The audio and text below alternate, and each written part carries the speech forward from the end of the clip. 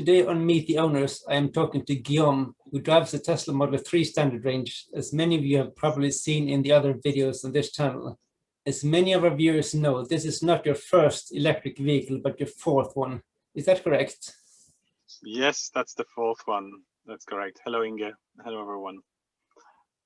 I've had a Nissan Leaf 24 kilowatt hours, and then a Nissan Leaf 30 kilowatt hours, and then the BMW i3 33 kilowatt hours. Why did you buy a Tesla Model 3? Well, that's a good question. After the i3, I wanted something still kind of a nice EV, and I wanted to be. Are you saying the i3 wasn't nice? Sorry? Are you saying that the i3 wasn't a nice EV? No, it was great. I loved it, to be honest. I wanted a bit more range. Right. The thing is, yeah, as you know, I'm driving a bit to the west of France regularly, and with the i3, it was a bit annoying. I had a couple of black spots I never liked, and I was really thrilled to get a longer range EV. So more than the Model 3, I wanted more range. So I considered the i3 42 kilowatt hours, but the price was quite high, and then I was like, okay, well, maybe you should look at the Model 3. And the other car that I had in mind was the Zoe. As you know, I really like the Zoe, and it has a range that's almost the same as the Model 3 Standard Range Plus. It's much cheaper, obviously. And then I was going to get one, and then I was like, you know what? If you can push it and afford the Model 3, you have to get it. Otherwise, you're gonna regret it, because it's a special car, you know. Yes. So that's why I've got one now. And how big is the battery? So I think the battery is around 50 kilowatt hours. I tried to measure it a while ago, but it was in winter. It was like 48 usable or something like this, or 47. So yeah, it's probably around 50. Maybe a bit smaller than the Zoe, actually, but this is more efficient, so it's okay. And what's your range? So the range, the WTP range is 409.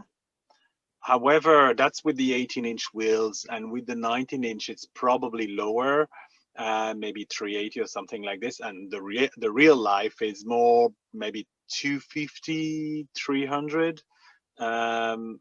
I've had the car since September, and we are in February, so we went through winter. I couldn't really enjoy summer days and summer range yet.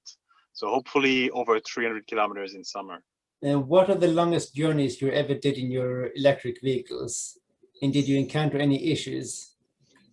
So I've done a couple of trips from Cork to Dublin, and from Cork to Rosslare, because I ferried there, and then from Cherbourg to Nantes. I've done that a few times. That would be the biggest trip, would be like 400 kilometers maybe. And so it's quite easy with this car, because you would stop only once or twice on such trip, and on those routes anyway, either the distance was short enough, or there was a supercharger on the way. So it was kind of easy to do those trips. What about the Leafs and the i3? You took some long trips in those as well, didn't you? Yes. I've done very long trips. I've been with the first Leaf. I went to France, which was quite a challenge. So I went once to the West Coast, and I bought the car in England anyway. So when I purchased it in the first place, I had to bring it from Oxford all the way to Cork. So that was a big long trip, especially a winter trip in an original Leaf. The second one, I went to Scotland. I went to France as well, all the way to Paris. So that was already a bit better. And yeah, I went to Scotland, England, Wales. So I've been around a bit. And with the i3, I did last year a much longer trip. I went to all the way to Corsica, north of Italy, Germany, Switzerland, Belgium.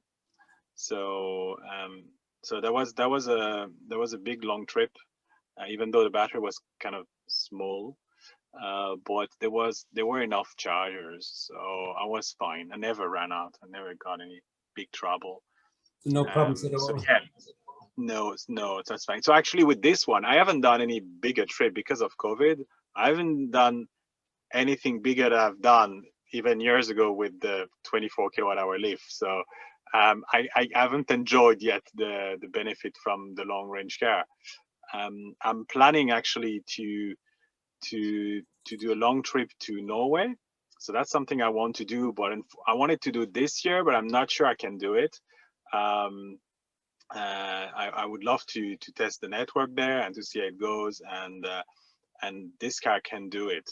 So yeah, just we need COVID to get away. Yes, definitely. What kind of charging equipment did you get with your car? So as for the cables, I got the a trip-in charger, so the granny cable, and I got a Type 2 as well. So the car can charge at 11 kilowatts with the onboard charger on 3-phase. So yeah, the cable can do that. So those two were delivered with the car. And then as for charge points, I have at home 3 kilowatt charge point. It's not very fast, obviously, 3.5 kilowatt, but I got it many years ago when I didn't need better and I didn't know. Yeah, it was 2015 when I got it, and yeah, I didn't think about getting a 32 amp. So now I'm kind of paying for it because it takes a bit of time to charge. On this one, probably 12 hours or something, 13, I don't know. So I overnight I cannot really do a full charge, but it's fine. You're never quite at the minimum, and this car is not very well recommended to charge it fully anyway. So that's okay. I work it out. Have you bought anything else for your car? I bought a lot of stuff. The Model 3 accessories is like it's huge. There's so many of them. So yeah. So what did I buy? I bought mats because the Standard Range Plus doesn't come with mats, floor mats. So I got those online. I got as well the wireless charging pad. I got as well this kind of box that you put on your USB sockets to give you 5 USB sockets. I can't remember, hub. I think it's called a hub. And then I bought a SSD hard drive to record with the Sentry mode. Yes. So yeah, I got that. I got a few bits and pieces. I got the seals as well. I'm not sure if it was really worth it, but they were very cheap. So I put seals around I doubled the seals that on the doors and the bonnet and the boot. So yeah, those seals. I bought a mat for the boot as well from the front. Sorry, in front. So yeah, a few bits and pieces really. There's a lot for anyone who wants accessories for their Model 3. How do you typically use your car? Well, this year hasn't been really typical, and last year No. either. So, well, if we go back to like before, I have a 10-kilometer commute, so 20 kilometers per day. And then on the weekends, I love to go on road trips, and I go hiking or whatever if the weather is nice. So I could do some mileage on the weekends. But yeah, during the week, it's I'm not doing much. Yeah, my 20 kilometers per day, and that's about it. I have also access to a charge point at work. So that's super easy for me in regards to charging and on a daily basis. How often would you use public charge points? Well, I use it if I'm going away from Cork.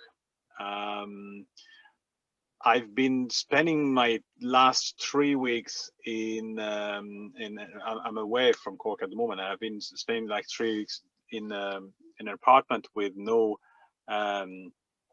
charge point, but there is a 22 kilowatt AC charge point, like 10-minute walk from home. So I've been using that.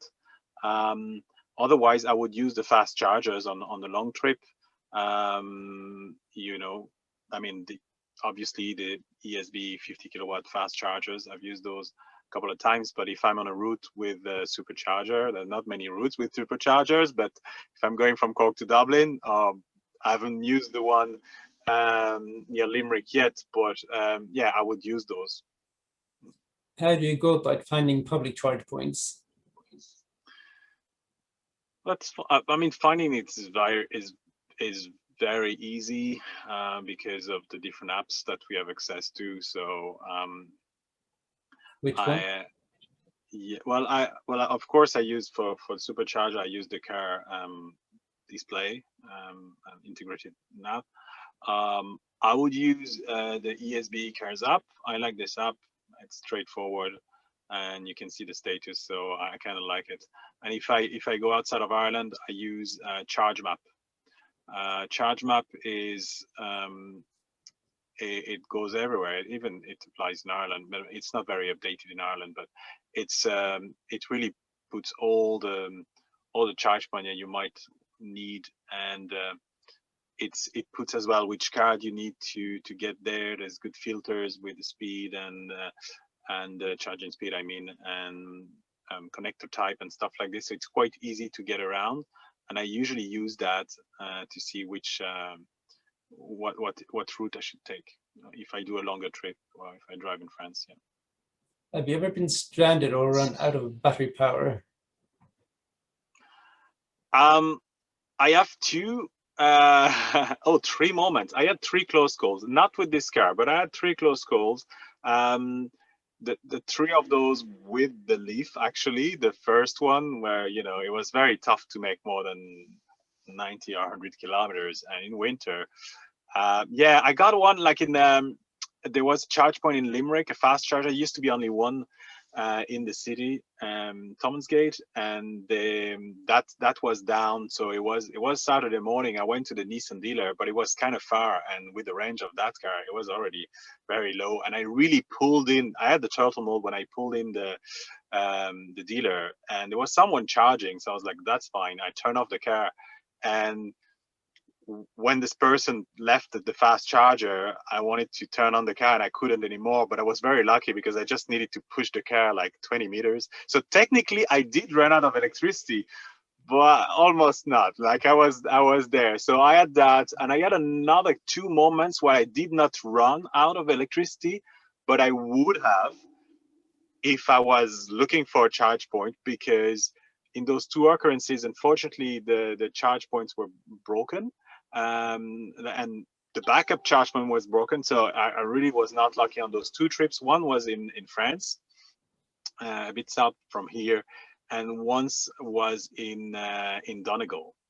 And in Donegal, I actually pulled in a petrol station. It was like 10 p.m. just before the petrol station closed down, and it was in the country. And thankfully, there was one person manning the petrol station. I was lucky because he was happy to let me plug in. So actually, I got my granny cable from within the entrance door, and he unplugged something. I was just plugging there with the cable out of the main door of the petrol station. It was a bit funny, and I was obviously parked just in front of the door, blocking the petrol pumps. But at this time, it didn't really matter. So I had that, and then in France as well, I actually knocked on a few doors just to get a bit of juice, and no one answered, and eventually I stopped in at a winemaker.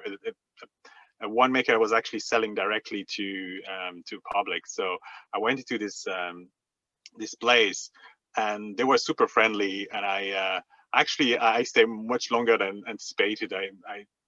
managed to have a bit of wine tasting at the time, and I enjoyed to do some wine shopping while the car was plugged in the room where you have all those wine barrels, well, not barrels, but the tanks and stuff like this. That was a funny one, but yeah, super nice. But I never really ran out. Like I never had to call anyone, even though I've had EVs for 7 years now.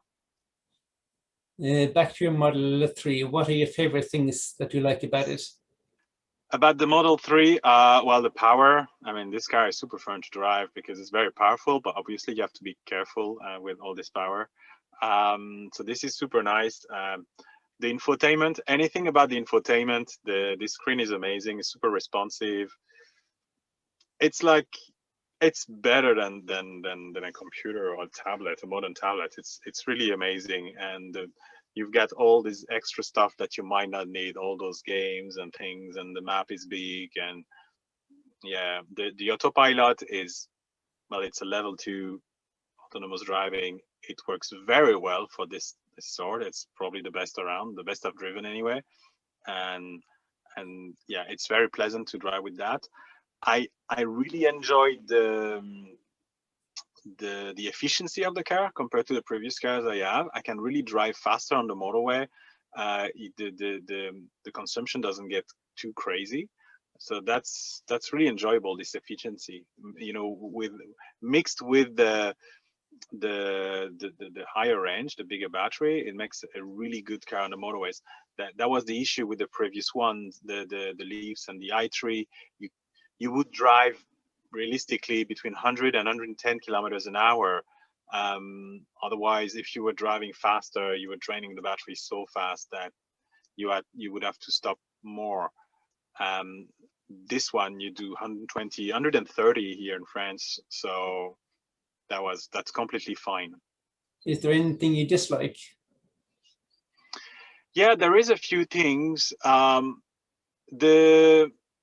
Well, first, it's not a hatchback, and it's not practical. You can fold the back seats there, but the opening is like, I think, 45 centimeters high, and the width is okay, but it's not very high, so you cannot carry a lot of big bulky things. And I've been caught already a couple of times. I couldn't bring stuff that I wanted to. I had to do like 2 or 3 trips, so not amazing. Other than that, the problem is the car is very big. It's long and it's very wide. And on the road, if you're just driving on the motorway, it's completely fine. On the main roads, on the end roads, it's cool. But anything a bit smaller, you're like, oh, this is way too big. And in the city, it's too big as well. Like, especially when you've been used to the i3, which is it's not narrow in any way specifically, but it's very short, and the turning circle on the i3 was extremely good, and this is not good. Despite being a rear-wheel drive, you would expect a good turning circle, but this is not good. So if you like where I live at the moment, I have to make, like, I don't know, 6 or 7 maneuvers before being able to get out of the underground car park, because it's just too big and doesn't steer enough. So this is, if you live around the city and you do a lot of city driving, it's a bit annoying, I would say. But besides that, the car is just pure joy. What was your last petrol or diesel car, and how does your Model 3 compare to it?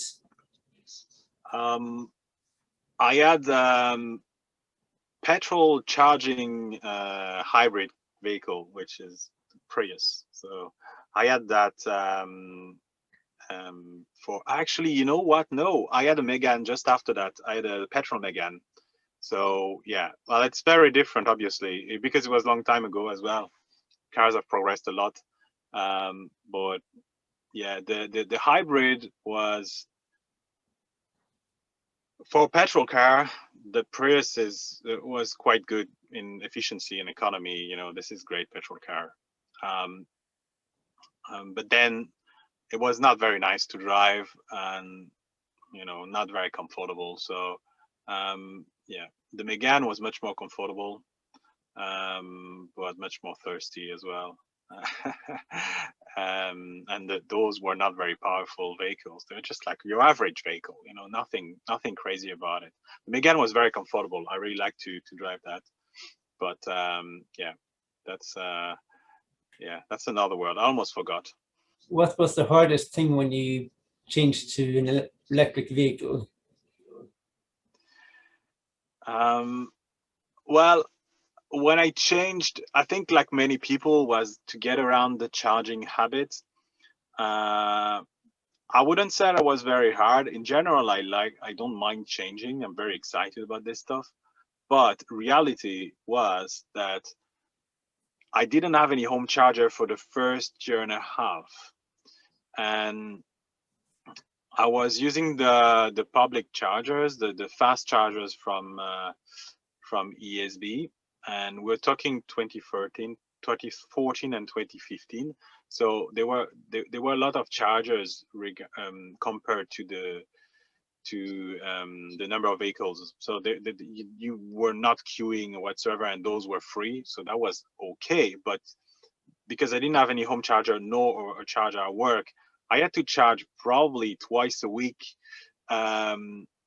With, you know, you have to be in the car twice a week for half an hour, and it could be much more than that in winter. And I was a bit annoying in winter because, you know, you're like 45 minutes maybe in your car because they do not charge too fast in winter. And this is something that was a bit difficult, but I got used to it, and now I don't have this issue anymore. But and then the occurrences I was telling you about many years ago when I almost ran out of electricity. So that was not easy. I had a few close calls, obviously. Do you think you'll ever go back to a nice car? Well, no, I never fully left because I've got a vintage car at home. So I am, yeah, ooh, is that? So yeah, I have one. So yeah, but for a daily driver, no. Why would I? I mean, there's no way. So maybe the ice for the special days and the weekends and stuff like this, but or if I have to do a parallel parking because the car is much smaller than this. Do you have a message for anyone considering an EV? Yeah, my message would be, it's probably gonna be okay. Don't worry too much about it, but do your homework, because watch the channel if you can, because there's you have to learn a lot of things. And I had a conversation with a friend recently who got an EV. He didn't ask me as much as he should have. And you know, you get your EV and you're like, oh, it doesn't charge as fast as the salesman was promising me and things like this. And if you have to know that there is a charging curve, there is winter, summer, there's a lot of things that you have to be aware of to avoid disappointment. And a lot of people, they do not realize that. So there's a lot of education to be done. People should do a bit their homework, and it's not easy. People do not necessarily know that they have to do a bit of research. It's very complicated. And finally, do you have a message to anyone considering a Tesla Model 3? Yes. So if you're considering and if you can afford it, you can go for it. I think, yes, you will not be disappointed. The only thing about the Tesla Model 3 is quality control is not really present. So you have to look it up whenever you get delivery of the car. There's a few things to be fixed. I had a few with my car. Nothing too crazy, mostly about the paint, but they fixed it and it was fine. So you just have to be aware that it's not as smooth as with other manufacturers, but the car itself is not a disappointment. It cannot be a disappointment. It's really delivering in so many levels. So go for it. Don't think about it too much. If you can afford, go for it. That's great. Thanks for talking to EVTV Ireland, Guillaume. No problem. Thank you. See you in our next video. See you, Inge. Thank you. Bye.